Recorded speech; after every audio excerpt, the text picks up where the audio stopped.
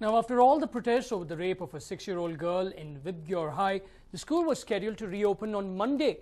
But now, parents across the city have sought the help of the High Court against this. Parents in Bengaluru have opposed the reopening of Vibgyor High on Monday. They have filed a public interest litigation in the High Court, seeking a restraint against the reopening of the tainted school under the current management. This was the same management under whose purview the horrifying rape of a 6-year-old child allegedly occurred. So the PIL is actually seeking the restraint of opening up until and unless the persons involved are suspended. And the assurances that have been given by the management or the guidelines that have been put across to all the schools are actually matched. And of course, if the suspension does not take place and the investigations do not come out with proper information, the school should remain shut down for the time being. I believe we are the voice of the parents of Bangalore, and whether it is happening in Vibgyor today, it can happen anywhere unless and until we don't know that Vibgyor is going to, the police authorities, the government is going to take a very strict stand against whatever has happened. The PIL clearly states that the school should not be reopened until the accused are caught. It also states that the school should meet all the conditions put forth by parents of the school. The school was scheduled to resume classes for students from 5th to 10th grades on Monday. Classes for 1 to 4 were scheduled to begin on Wednesday, while the classes for pre-primary children would start on July 31st. But now, with the PIL filed by the parents, one wonders if the students of Vibgyor High will be able to resume school anytime soon. The school has over 3,000 students. As far as investigations go, Bengaluru police have refused to divulge more than what's absolutely necessary. Apart from the skating instructor, Mustafa, who was arrested last week, the cops have taken 3 other staffers in for questioning. They are yet to identify and take action against the school staffers who first spotted the victim after the alleged rape occurred. A visiting doctor is said to have given this little girl first aid. Meanwhile, the police are still identifying if any of the higher authorities played a role in hushing up the incident. Regardless, parents in the city have demanded that the school be shut down until they can be absolutely sure the kids are returning to a safe environment. A News9 report.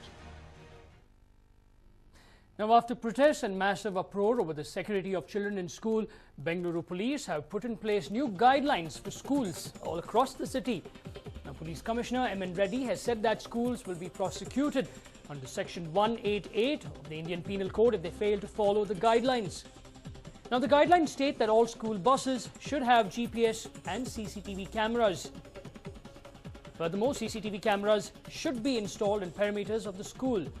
Schools have also been asked to depute floor vigilance officers. The police have told the schools that the bus drivers should not be allowed to mingle with children beyond a limit.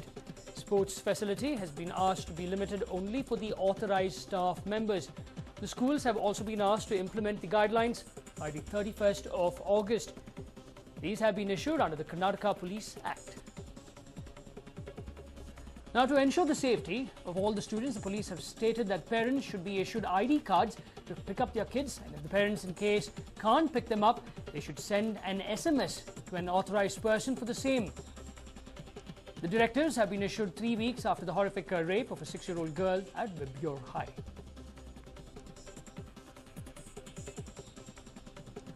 Well, in fact, new guidelines have been issued by the Karnataka police. Now, we saw what the Home Minister had stated in the Assembly that new guidelines will be issued. Finally, now they've come out with some of the guidelines.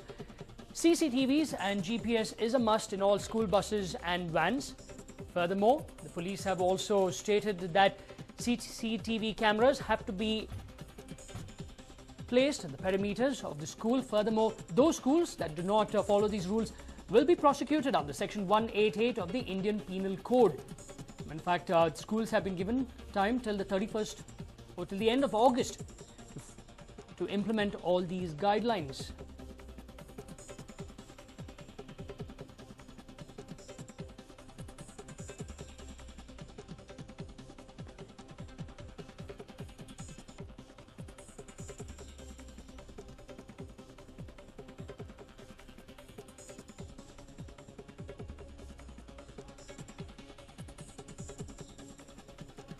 In fact, apart from that, all these guidelines have been issued under the Karnataka Police Act. Furthermore, to ensure safety, the police have stated that parents should be issued ID cards to pick up their kids, and if the parents cannot come, they should send an SMS to an authorized person for the same. Now, the directives have been issued 3 weeks after the horrific rape of a 6-year-old girl at Vibgyor High.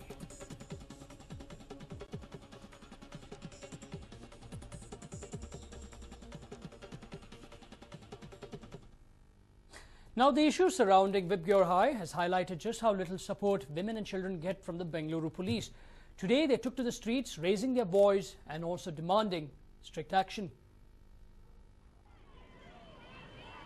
If you thought that Bengaluru has forgotten the horrifying rape of a 6-year-old special needs student in her own school, then think again.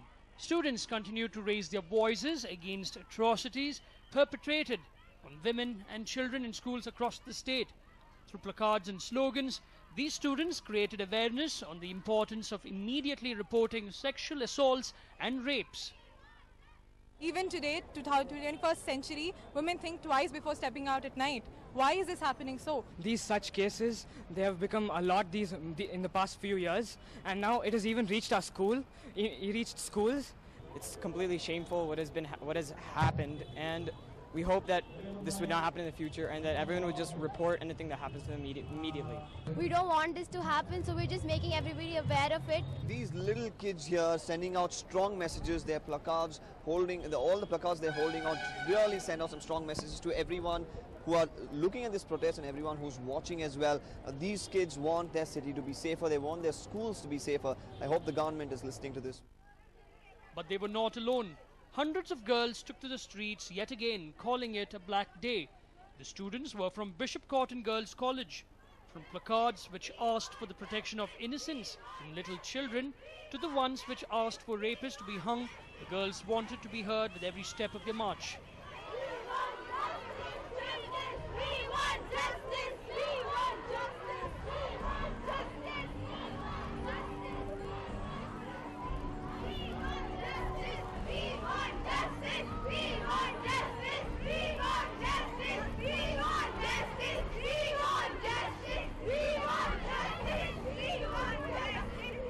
Continuing from many years, we wanted to stop it and we want girls to be protected.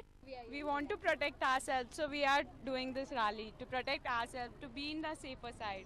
Do you feel safe when you walk on the streets? No, not at at all. No, yeah.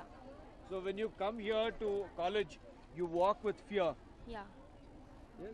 Yes. How many of you feel fear? Can you just put up your hands? You don't feel safe?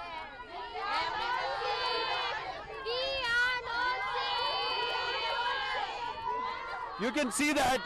You can see that response. We want justice. We want justice. We want justice. We want justice. The message was loud and clear. The girls did not feel safe walking on the streets of Bengaluru after dark. Police have really failed to ensure safety of women in a city which was once considered to be among the safest in the country. They walked all the way to Town Hall, where they staged a dharna. These girls urged society to raise its voice against atrocities perpetrated on women and also sent a clear message to Bengaluru police and the lackadaisical government as well. So we cannot come out after 8:30 or 9 o'clock evening. So we need that safety from our police. If the government doesn't take action, then we girls can take action. It's the time for government to wake up. This is high time now. While the color black is usually used to signify death or darkness, here it was used to symbolize the loss of humanity. Black means darkness. We are in darkness. Black is the color of shame. It's a shame on humanity. It's totally a shame on humanity, which we feel. That's why we are protesting. We all are wearing black so that everyone realizes it's an ultimate shame on humanity, which is happening. Yesterday was Delhi. Today is Bangalore. This is not the correct way we do. We want justice. We want justice. The horrifying incident at Vibgyor High has set off a fire in Bengalurians and looks like it is not going to die down anytime soon. At least not until we start seeing better security measures to keep women and children safe. With Deepak Bopana, Bansi Kalapa for News 9. Now, after several sleepless nights for the past few months, the Bengaluru police finally caught the serial car thief in the city. Do take a look. A lot of cars are lined over here.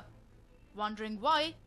Because this clearly is not a showroom or a service center.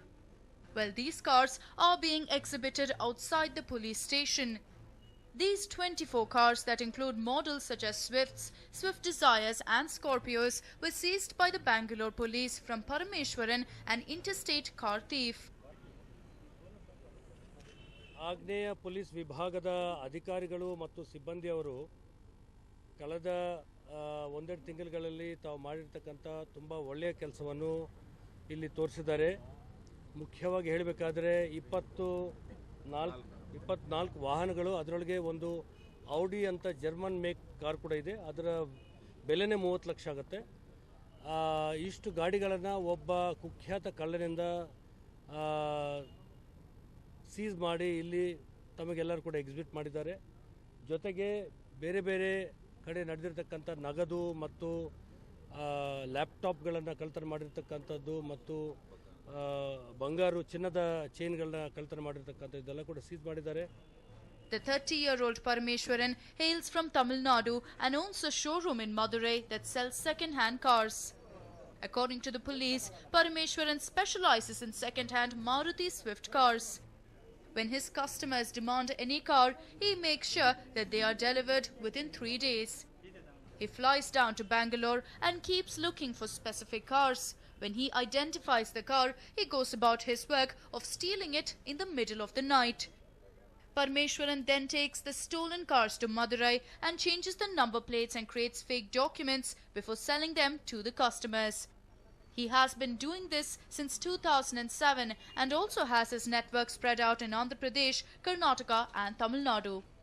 For the past few months, several cars were stolen in the city from areas such as Koromangala, Madiwala, Maiko Layout, Indranagar and many more. Finally, residents are in for some relief now, as the Bangalore police have nabbed this notorious thief. Manjunath for News9, Bengaluru. First, the creation of a state, and next comes a citizen's card. What is brewing in Telangana? Let's find out. These people in a queue are waiting to get their verification done so that they can receive their unique card.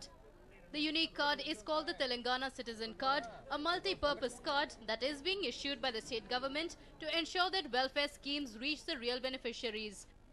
The people are taking part in a series of passport-type verification process to get their multi-purpose card.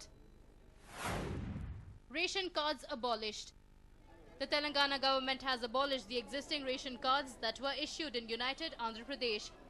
K. Chandrasekhar Rao alleges that existing ration cards were the result of a big scam that caused the government a loss of 15,000 crore rupees. The KCR government is now issuing fresh cards with Telangana state logo and has weeded out the bogus cards. The state government will further ensure that no bogus cards are issued, as they will be doing door-to-door verification in all the 10 districts of Telangana. The Telangana Citizen Card will provide welfare schemes to people that include monthly pension for the elderly, schemes for the physically challenged, widows, students and many more. The Telangana government hopes these citizen cards will root out corruption and irregularities and will help the new state save public money. A News9 report.